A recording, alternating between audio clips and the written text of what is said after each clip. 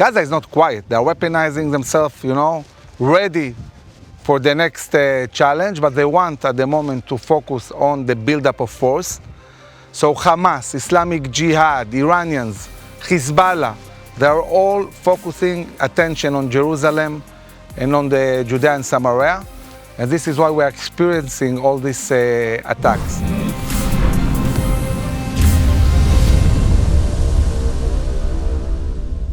Hey folks, Erick Stakelbeck here. Welcome to another exclusive clip from the Watchman show on TBN. If you like the Watchman newscast here on YouTube, you will love our weekly program on TBN, which you can see every Thursday night at 10 p.m. Eastern Time and Fridays at 6:30 p.m. Eastern Time.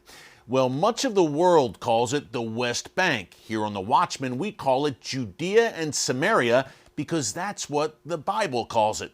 This strategic region is Israel's biblical heartland, and we headed to Samaria recently with former Israeli Brigadier General Amir Avivi to hear about the terror wave that's been threatening Israeli citizens there and what can be done to defeat it.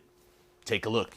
General Avivi, it is great to have you with us here on the mountains of Samaria, right along the Green Line, where beyond this Green Line, we've got a lot going on right now that we need to talk about. Basically, a huge increase in recent months by Palestinian terror groups, even attacking Israeli soldiers. Tell us how volatile the situation is right now. So we are in a very complex situation where basically we are witnessing the fight over the day after Abu Mazen. The Palestinian Authority, and we have been talking about it in my organization in IDSF for a long time, is in a process of disintegration. This is a very corrupt entity that although it wants to exist, it does everything possible to destroy itself.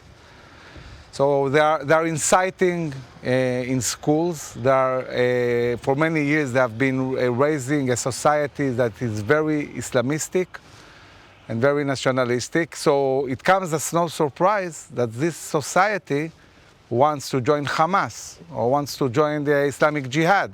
And then they are surprised why they are challenged by these organizations, right? Yeah.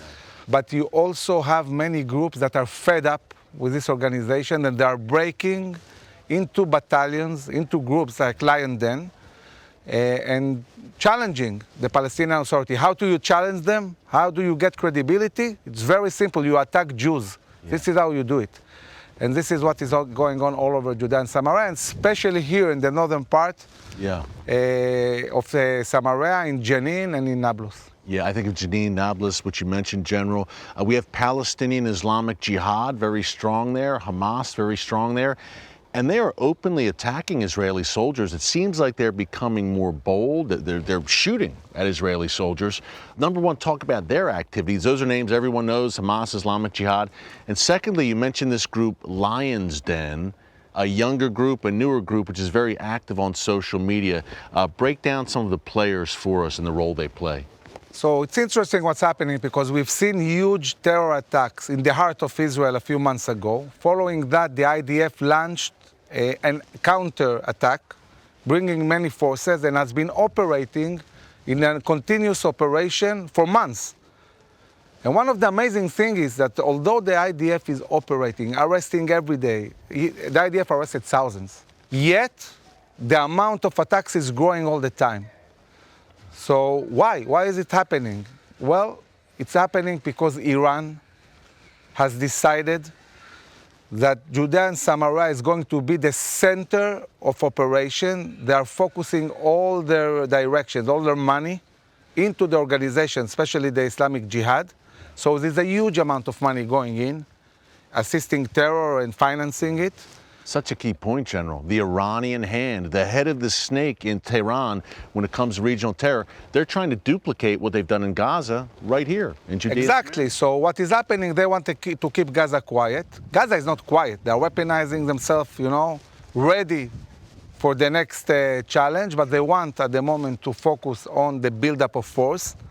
So Hamas, Islamic Jihad, Iranians, Hezbollah, they are all focusing attention on Jerusalem and on the Judea and Samaria. And this is why we are experiencing all these attacks. Can you lay out for everyone at home why it is so important, vital for Israel to maintain control here in Judea and Samaria. And this is also the biblical heartland as well. We have the security, common sense reasons, but so many reasons that this region is integral to Israel and the Jewish people.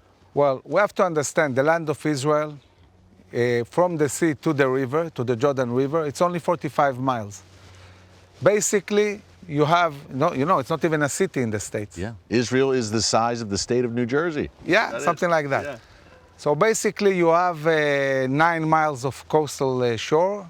You have 9 miles approximately of Jordan River. Yeah. And all of Israel is Judea and Samaria. So basically, Israel is Judea and Samaria with a bit of shore and a bit of Jordan Valley. That's it. Now, this is the high ground.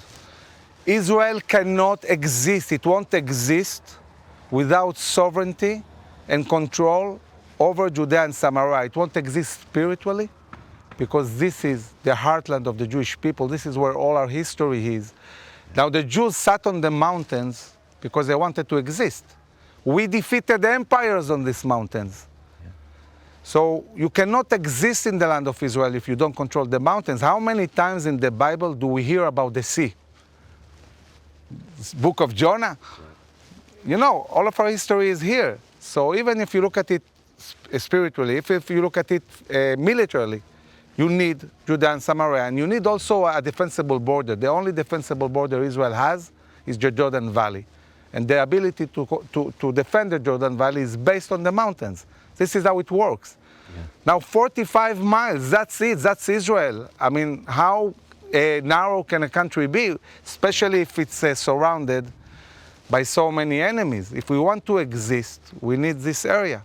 Yeah. Now, of course, we want the Palestinians to manage themselves, and they're managing themselves poorly, but they're managing. It doesn't mean that we cannot bring millions of Jews and settle our land, our heartland, around this Palestinian authority, and they will benefit, because at the end of the day, Jews bring blessings, they bring economy, they bring industry, yeah. And these guys need jobs, yeah. And we need workers. True. And it's beneficial for all of us. Hey everyone, thanks for checking out the Watchman newscast. If you enjoyed this episode and want to see more, make sure you go ahead and hit the like button, click subscribe, and tap the bell icon to turn on notifications for new Watchman newscast episodes every weekday.